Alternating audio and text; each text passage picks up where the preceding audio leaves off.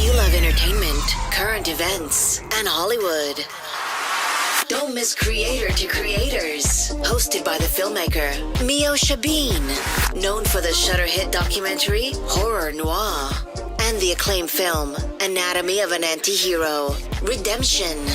This show features interviews with filmmakers and creatives from around the globe. Join the fun with guest celebrities and gain valuable insights.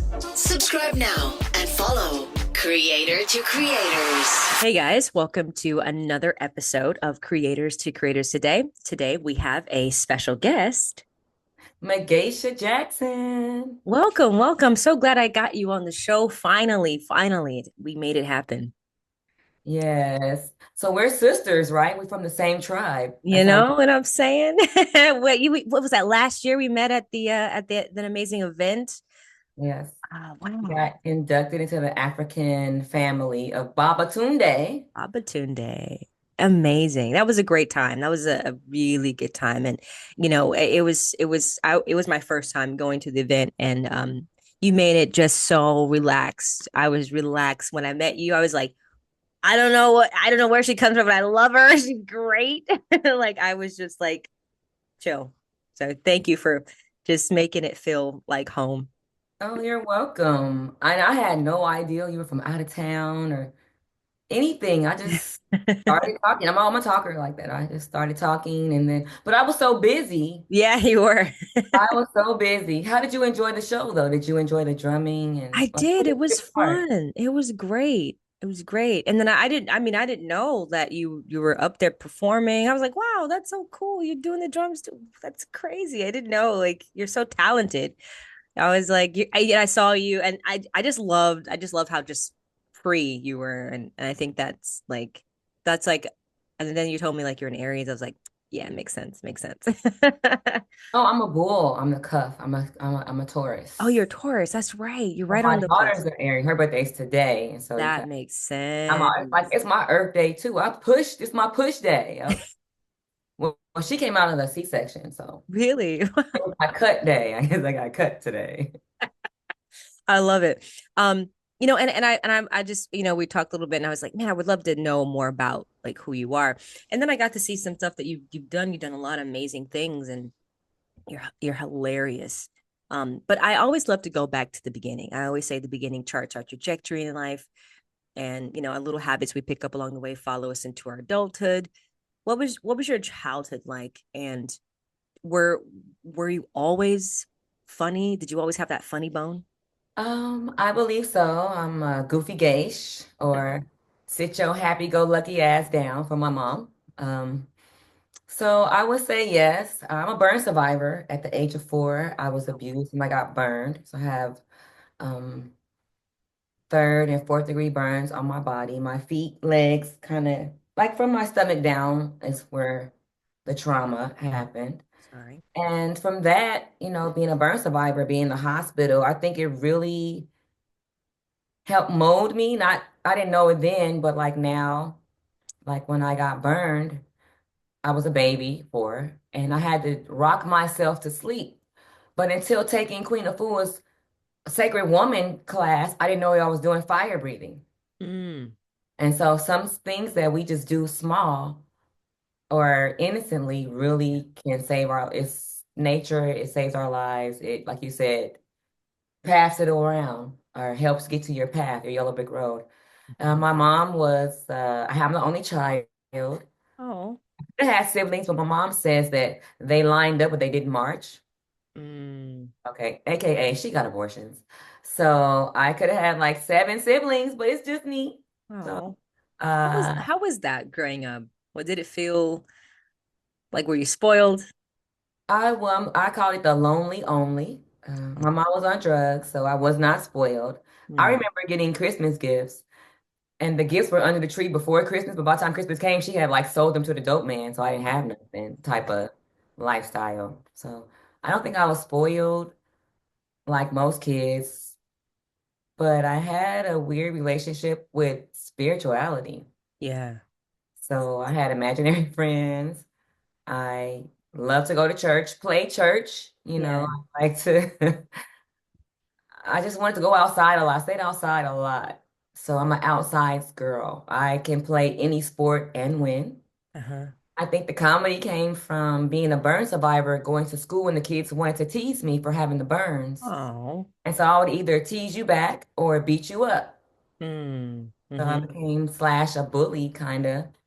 And then it didn't help that I went to the worst schools in LA. I went to Lock High and Gompers, Wow. Figueroa Elementary School. I remember me and my girlfriends didn't want to walk down Figueroa, so we wouldn't see none of our moms or dads out there selling themselves. Yikes. So nope, wasn't spoiled. Yeah. I mean, I mean, to live through that trauma, I'm sure that was pretty devastating. But when did you decide to, because there's some people when they grow up in these kind of situations and unfortunate circumstances that's out of their control, they sometimes fall kind of victim to it, But what made you say, I'm gonna take it, I'm gonna take this path and do this myself and figure it out on my own?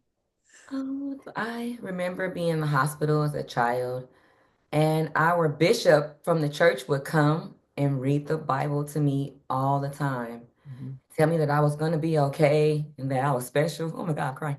That I was special. And I remember him now and his pictures at the church. And like, but I remember him and what he said to me. And whenever I think when I got low, I would go to the Bible and try to read it. Or remember him always telling me things about I was special and that I had to see past where I am right now. And at first I thought, what is he saying? But somehow I knew I would be okay. Yeah. I, Yeah. I decided to be happy and I decided that I wanted to learn how to make it work with what I had left. Like I'm still Mm. here, so because I felt ugly as a burn survivor on my all my legs and feet. Like I could look down now and I could get an attitude, but I don't. I get gratitude. I Mhm. get grateful that I'm still here. Yeah. And so I just chose to be happy and I done things that made me happy. I chose to be happy. Yeah. It's a choice for sure. Absolutely. And that's just a testament of how strong that you are as a person. Um, when did you decide? Was it after like high school? When did you start like doing like comedy or even thinking about like comedy stand up? Like, because I feel like how does one even get in it? Like that's something that I'm not even aware of. I was the class clown. So I was always teasing somebody. Yeah. So you're just like, I'm gonna just do it. Gonna go in. I think the school labeled me most likely not to succeed No, in the yearbook, and my grandmother seen that and she was pissed. I And bet. she was pissed. So it just so happened when she found out I was in the hospital because my appendix had erupted, Oh, but the principal, it's kind of a long, so okay, no, you're good. You're good. so when the beginning of senior year started, we had to choose. Well, I graduated in 11th grade. So 11th year started, we had to choose where we wanted to go for our final trip, our final, like, at the school you go on a trip together with all the teachers and Yeah, we all voted. And when we voted, the teachers won and we knew that they just did what they wanted to do. It wasn't what we wanted to do. And they were yeah. all fat people and they wanted to go to the spaghetti factory. We didn't want to go to no damn Right. spaghetti. It's like what? Yeah, so I remember bowing to all my classmates. When that day come, I'm not going to that stupid trip. I'm gonna be sick. I don't know, but she heard me talking shit about not coming to school on that day. But just so happened on that day, my Uh-huh. appendix had erupted, and I was on Ooh. the bus, and I was like, I don't feel good. And she told me to stay on the bus, and they all went in and ate at the spaghetti factory. I No. called my grandma. They came and got me, took me to the hospital, and my appendix was about to burst. Within another hour, I would have been dead. So Whoa. I'm in the hospital from the appendix thing, and my so one of my classmates bring the yearbook to the hospital, and my grandmother seen that most likely not to succeed, and she went to the school. The next thing you know, honey, I had a free scholarship to go to vocational school. And I graduated a year early because I was in the teen mom program. I had my son when I was, I think I was like in the 10th grade. So about 11th grade, I was trying to get out of here. I didn't want to go to school no more. I was like, I'm Yeah. grown. Yeah. But I Yeah. graduated a year and a half early. I went straight to hair school. So when all my friends were graduating high school, I was about to graduate hair school. Wow. But I had knew I was in love with doing hair from being a child in the hospital. When all my nurses would come in, I would brush their hair or try to braid. So I had been in love with hair and Barbie dolls and the Brooke Shields doll. And so, Yeah. so when I got to hair school, my mom had just turned to become a hairdresser maybe 4 years before. And my grandmother had already did hair on the side and had a record label. But my grandmother was the true comedian. She Ah. was funny. She did music. She was a evangelist. She had Wow. a record store. Okay, Wow. and it That's was off impressive. of. I think it was like off of San Pedro and like I don't know somewhere in LA in the worst parts, right? Wow. And so I just kind of followed behind my grandmother, I believe, because my mom was unfortunately on drugs. So Mm. my grandmother stepped in. And once I got burned, it was like I was her favorite. You know, she had to kind of like make sure I was okay. Yeah. And Wow. so my grandmother was funny. She did hair. We had the record store, and then she got a restaurant. And then just being in front of people, because I'm naturally funny. I don't have to think of a funny skit. Like some people have to say, I'm going to do this joke, that joke when they go on stage. I can kind of sit at the club, look around, Yeah. use the environment, or like we were at an event and I made you laugh continuously all day Yeah. at the event. Because they Yeah. were like, stay over here, you got to be in this one spot. And I was like, girl, I'm about to go. Right. Yeah. I got dressed in front of everybody right there. Like I did whatever. You said I was free. I did whatever I wanted to do. That's what, Yeah. but I had done that event like several times as an artist, never Mm. as an inductee. Because Okay, I I had the see. chance to get inducted. I had been there 8 times. Like I knew the whole, Oh, yeah, no, the shindig. Yeah, you knew what yeah. was gonna happen. That's amazing. Wow. So the That's cool. comedy just came natural. It just came from being burnt and have to defend myself through joking. And Wow. then I owned a hair salon when I got grown. And every client I got, I made them laugh to relax, spend their money. Right. Right. That was my profession was hair. And I ended up with 3 children, very young. I had 3 kids and I didn't get any child support. So making my clients laugh and feel happy and comfortable to make money and tell me their truth.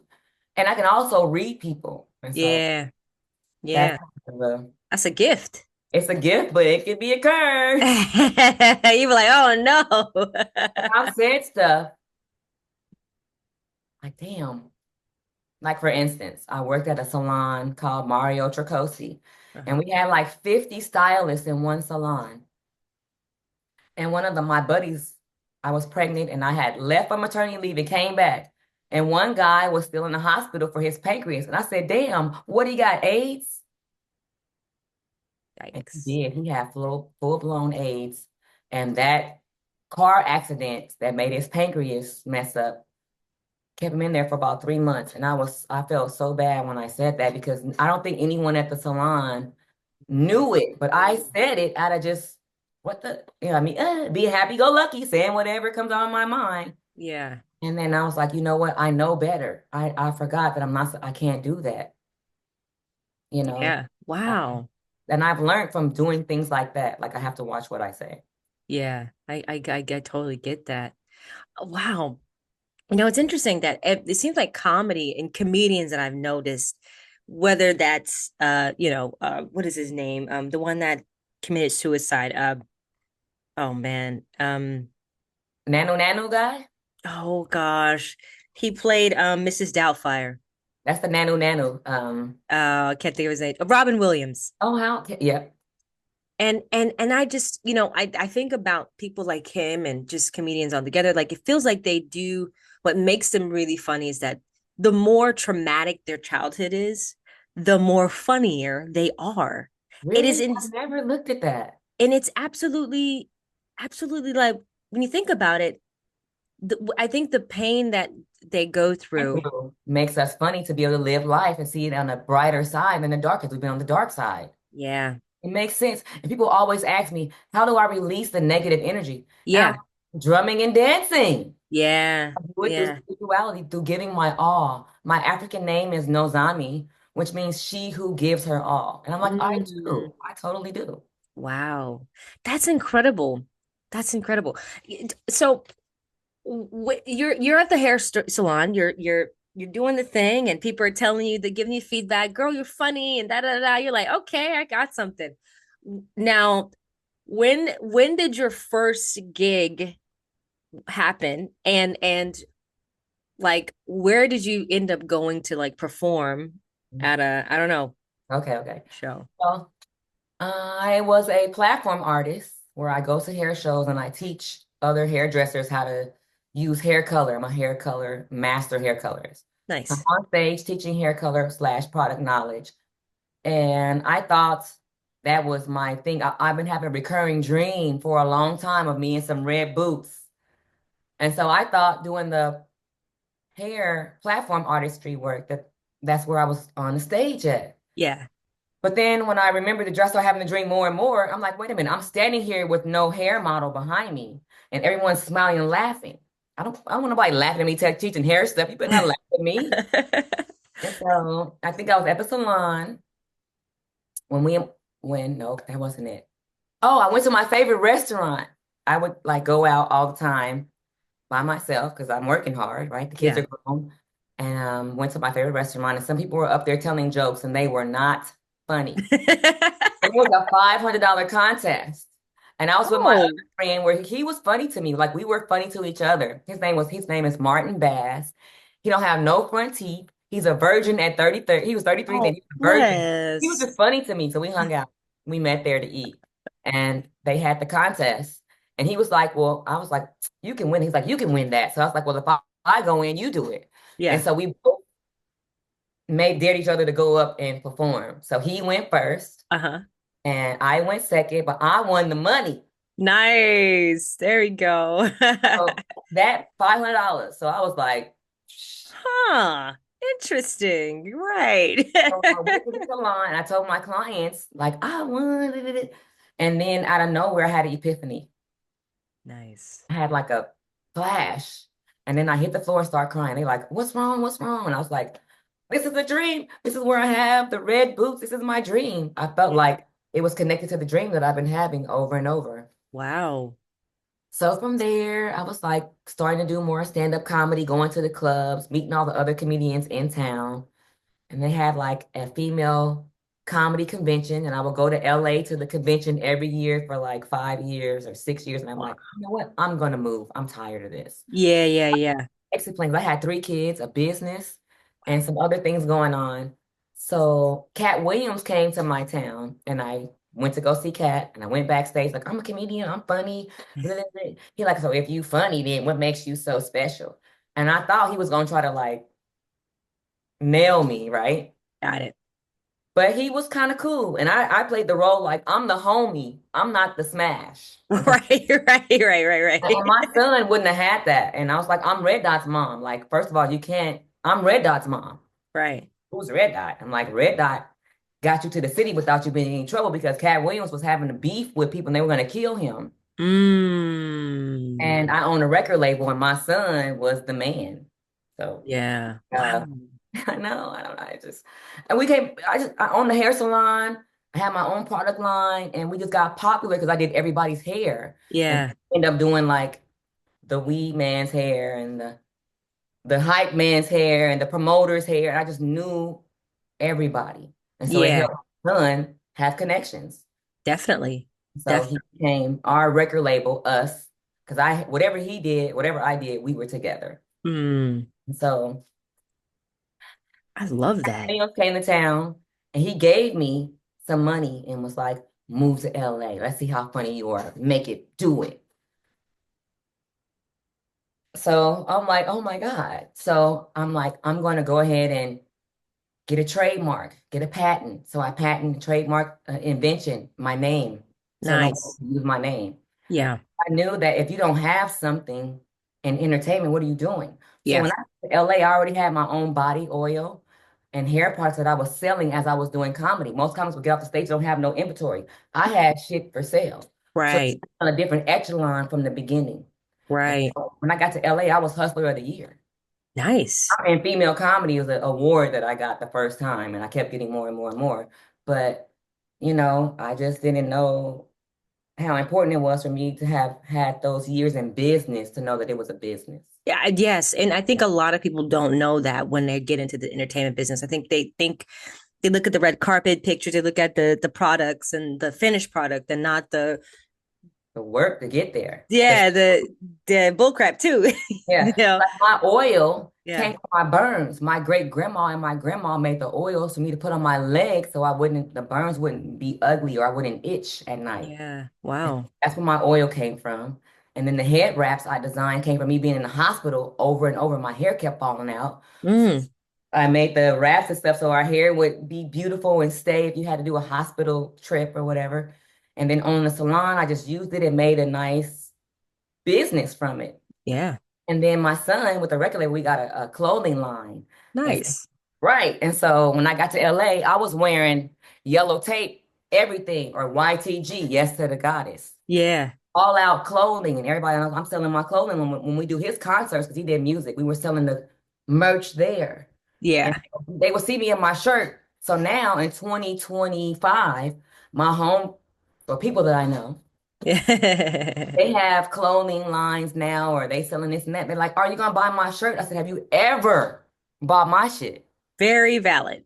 Very No. valid. You've been my friend since 2016, 2015, whatever. Have I ever seen you in a Fallout shirt? Yeah. So, am I buying your shit? I'm trying to work my shit. Why would I buy your shit? I get it. I get it. I do buy some folks stuff that I like because I Yeah. like it, but I'm just gonna buy a shirt and wear your face on the shirt. And I think that's a big thing that I've noticed a lot of people do in this business. It's so interesting. The things that we support, we'll support like our Michael Jordan's, who's already a billionaire, right? Um, and you'll people spend their last for some Jordan shoes. And not your friend who's working towards something, and Their own that they're style. working towards something because we're not a billionaire, but it's like you can't support small businesses and support friends. And I get it.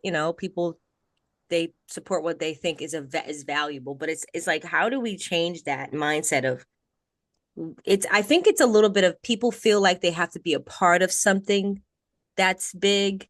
That's why they do the whole like, oh, I'm going to give into this person who's already got it, who you'll probably never meet, Mhm. when you have a friend who could be that next person, but I kind of see interesting. it as slavery mindset. Interesting. How so? This is interesting. Well, I'm going to take it to the hair industry. So we'll Okay. say nails. Mm, Women will spend $200 for fake nails that we know is cement hub, it's poison. It clogs the nail follicle. Your own nails won't, these are my real nails, your own nails won't grow. hmm And they're giving you toxins straight to your bloodline. mm, Oriental or Chinese or whoever they are, whoever you go to, possibly them, are using dirty nail files, not sanitizing things. We're catching funguses, diseases. You can catch every disease in the world from a nail or hair salon. yikes. Catch one, but you still go back and get nails. Like that's a form of mental slavery. Just work your own Mm, nails. Just take vitamins. Grow your own hair. Like they'll pay for the nails, but won't pay for the hair. But it's said in the Bible, which the Bible might not be followed by everyone, hmm but your hair, your crown is your glory. Yeah. Yeah. And so people will walk around with an itchy head and scratch it and beat it all day before they wash it.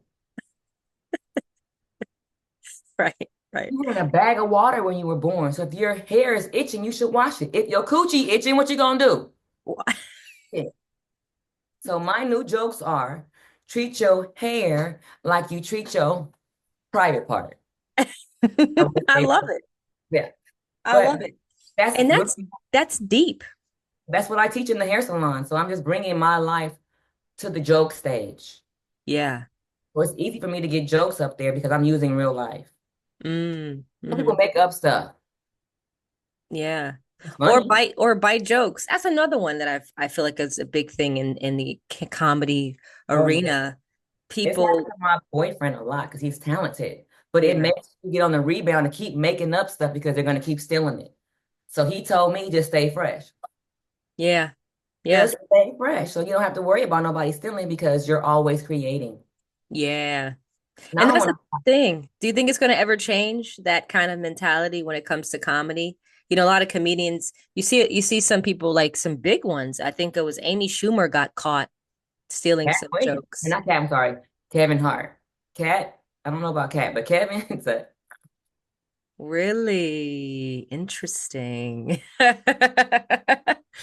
You know, this business of comedy is now, and this is, and I'm curious, have you had in your pursuit and doing the comedy world, were do you feel like just like in film, a lot of women are not being heard, seen, or taken seriously, and music. and music, oh my God, it's horrible over there. But Yeah. I'm curious of the comedy world, is it the same thing but just a little different? It's the same thing. Same thing. I mean, we gotta definitely probably FUCK to get on some stages. Like I probably won't be at the improv. Well, it's changing Wow. now. Yeah, But Spike was over the improv, and I'm like, I'm not dealing with that. I just, and that's what made me go another route to comedy because I didn't want to sleep with anybody to be on stage. Like I have sex for love, not for money, not yeah, for clout, not for whatever. So it's the same way because me and my girlfriends was just saying we're gonna start a show where we're saying that we're funny, but we're not fucking. So we don't want to make it sound too nasty. Like, what's the right wordage for that? I'm trying to figure out what's the words. But yeah. it has to be done because we don't get a chance sometimes Mm, because we're not that desperate or that vulnerable. wow. I don't know. I don't know, broke, or I don't know the word for it, but I ain't doing it. I ain't. That's like men who won't have the dress or who won't Yeah.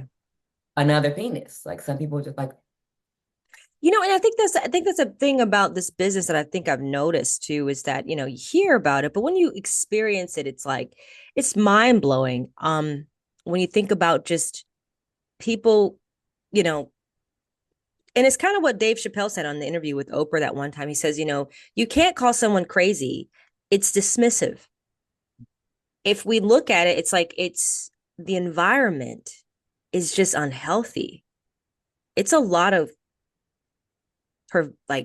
people that are crazy and power hungry and just perverted just are in these positions at gatekeeping, for lack of a better term, yeah, people stopping people from getting over to the other side because it's like they know if you did you would actually change the system. And I feel like that, you know, we can play these roles. It's even like in acting. It's like you can play a Martin Luther King, but they don't want you to actually have their values. mhm, mhm. So how do we change that? Stay authentic, fight through the things that you said that you weren't going to bow down to. Like, I'm this way because I'm owning who or what I want to do and be. Yeah. I vow to never use crack or cocaine because my mom was on that shit.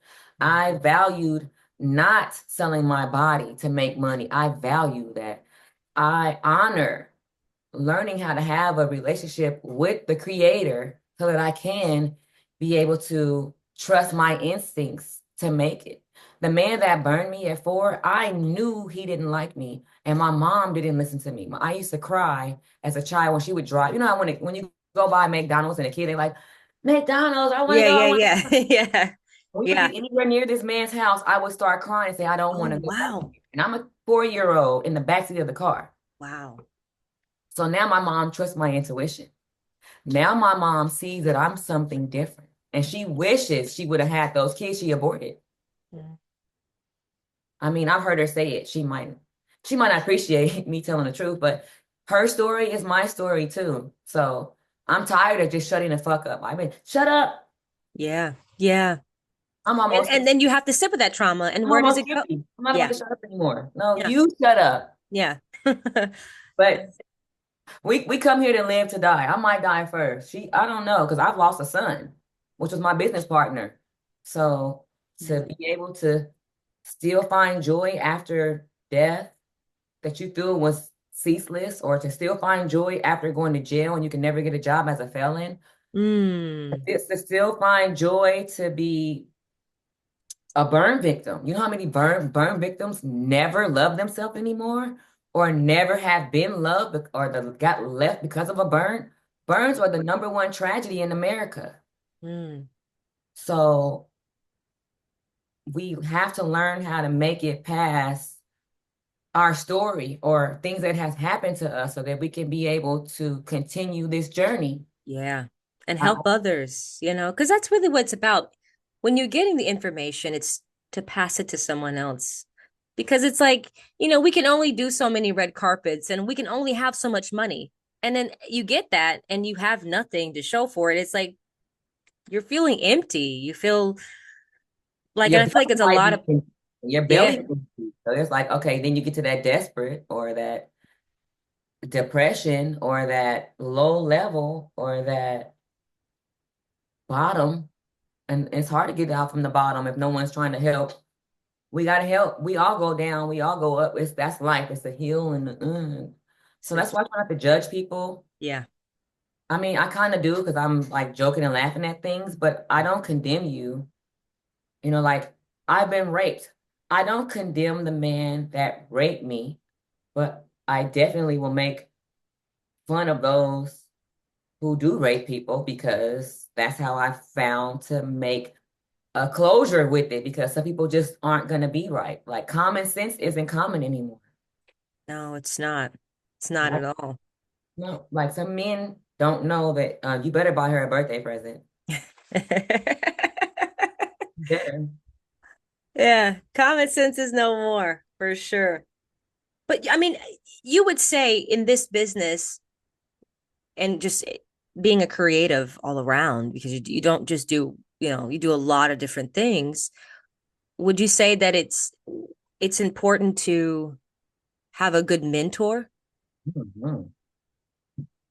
Honey, I have a legal advisor who's a spiritual woman. Love She that. saved me from prison. I almost went to jail for like 40 years. Holy I moly. had like 13 federal charges from What? somebody else. Okay, my baby daddy. Holy moly. Yeah. So I told her my story. She wrote up my defense plan. I had a damn public defender. I didn't even have a lawyer. He's out here making all this money and I don't even have a lawyer. So she wrote up my defense with a public defender. But yes, you need mentors. I have a spiritual mentor. She was doing like these yearly forecasts for me. And I know it's like against the Bible, but I knew that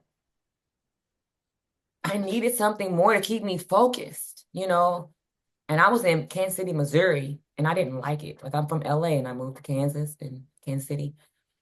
So I was like trying to stay focused on what could I do to make my life better. I Yeah. knew I wanted to be a household name. Well, how are you going to be a household name? Well, I figured if I was to share my oil and my hair products and my knowledge of joy and my knowledge of intuition, that somehow one of those things would bring me to that. Yeah. This is my pie. I have my funniness, I have my burns, my oil, I have my children, and my parents. So my mom's like, shut up, my dad's secret. So my kids wanted to be, they like the limelight. So helping my son with the record label. That was that, doing the things with my grandmother and my business for the oil, what I was really into, and just nurturing that. The yearly forecast is where you sit down and you drink water and you focus on the year ahead and you use numerology. Take your birth. Mm. I can help somebody with this, but I'm just going to make it short. And so each month I will focus on what we wrote down in my yearly forecast to Hmm. help it come true. And so so I'll say my record that I came up with my first, I want to produce a record, but what's going to make it different from all the records that people produce? Right. And so I was like, that year I took every month and took time to figure out what made me the most happiest in music. And so I figured out drumming the drumming, because I've been doing instruments since elementary school. I played the trumpet, the trombone, the tuba, Amazing. band, ensemble band, Amateo band, the orchestra band. I've been in every band. That's awesome. And so music, the drumming, the heartbeat, we all wouldn't be here for the heartbeat. So I got hooked on the drumming. And then there was like an invisible layer of healing in music or Mhm. destruction in music. So I went to the healing side. Yeah. When I thought about it, certain music I don't even like. I hear that music, I'm leaving. You know, I could be watching a movie and they put on a heavy metal and Yeah, it's like I'm good. I'm good. It's too my daddy had a Hebrew Bible dictionary. Oh, Up words. I looked up my name. Guess whose name is in the Hebrew dictionary? Mine. I love Yours it. might be too. Really, Meosha?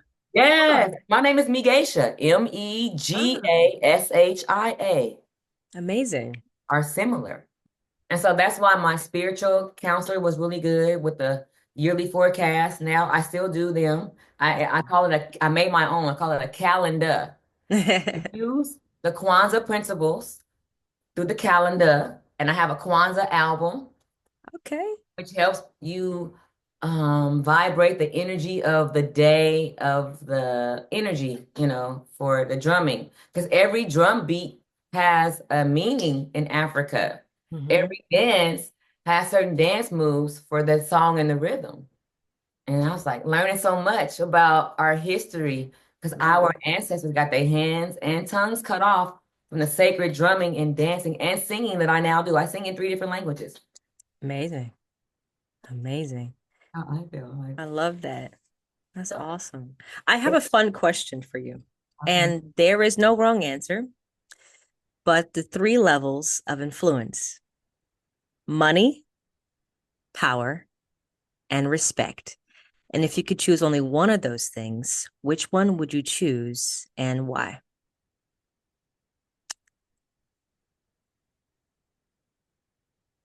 Money, because they got power and they gotta respect that money.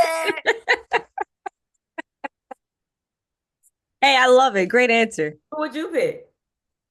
I would pick money as well. And I think a lot of people on the show chooses respect because it's like it's the thing to say. But if you could have the possible, like if you could, because in this world it takes money to create anything.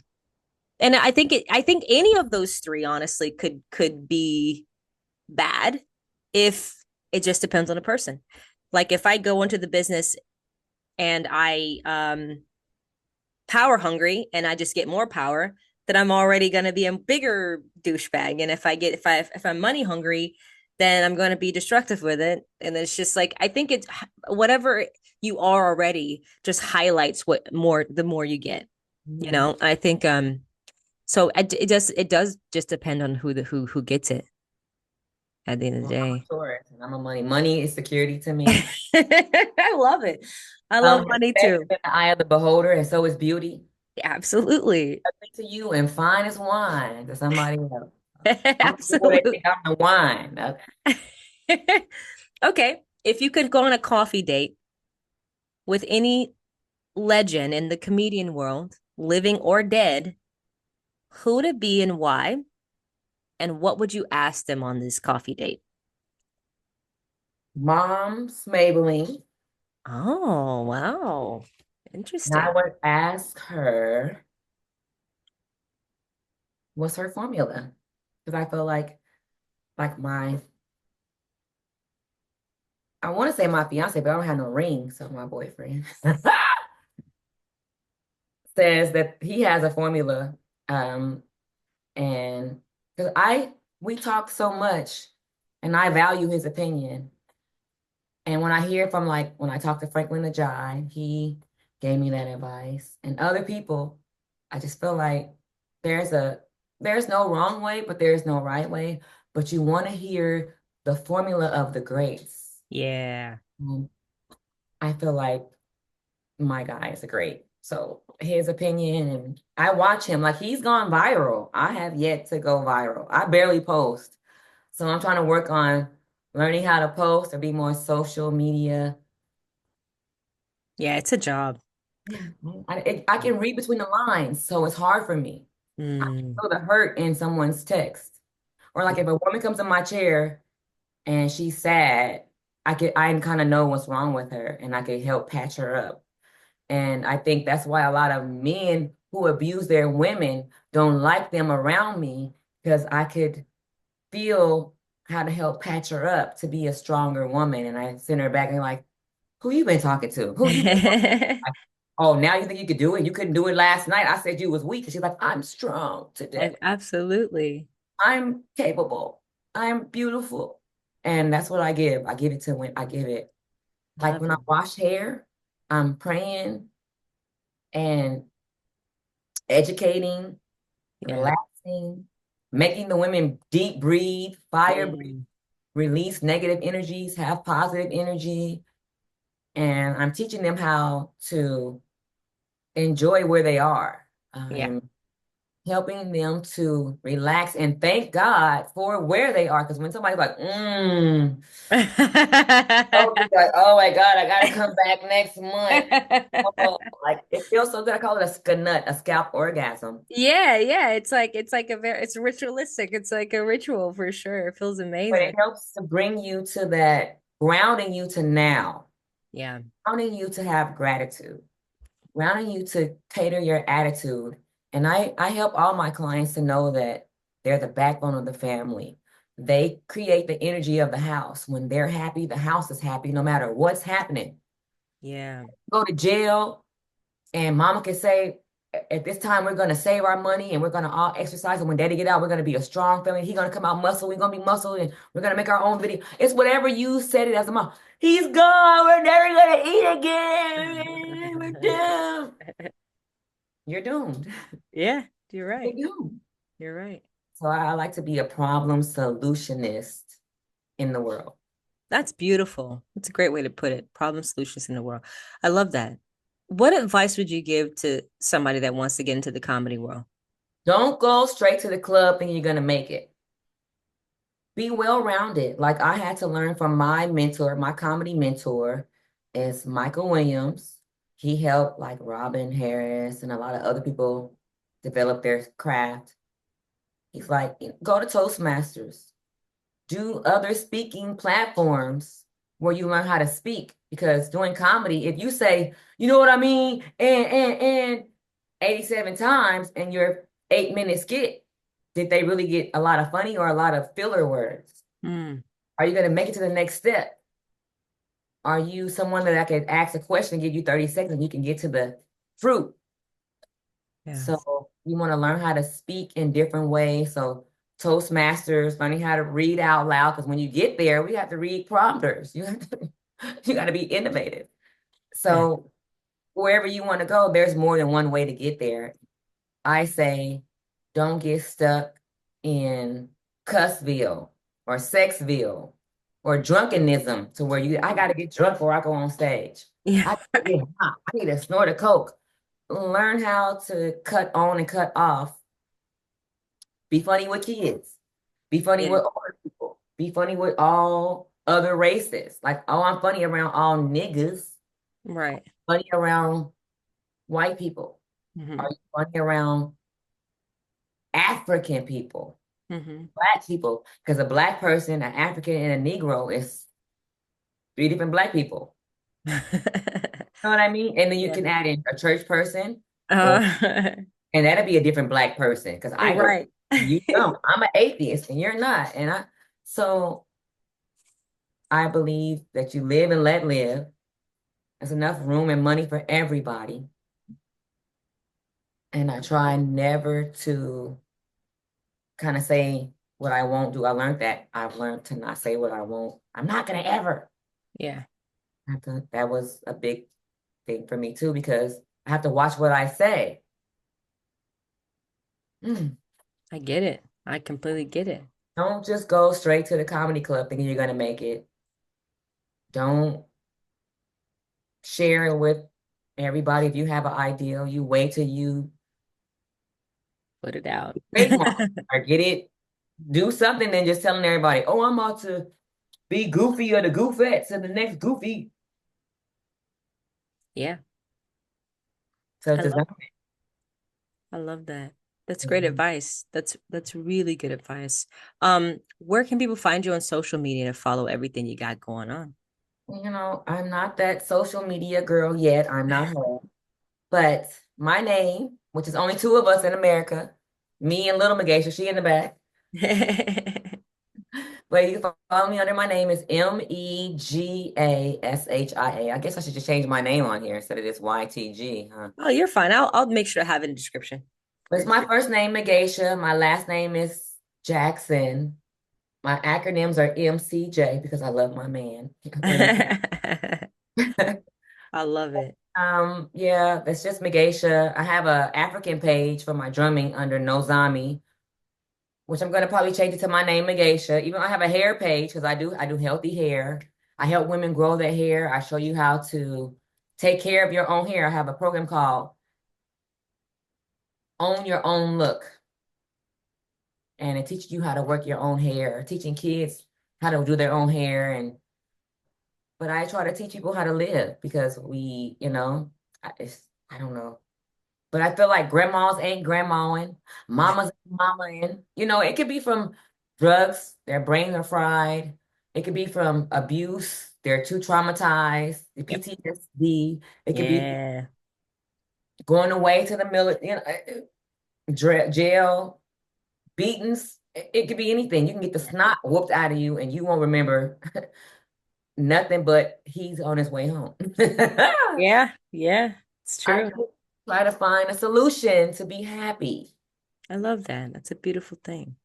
Thank you for coming on and sharing your story with us. What a great conversation. And thank you. Seriously. That was fun. This was fun.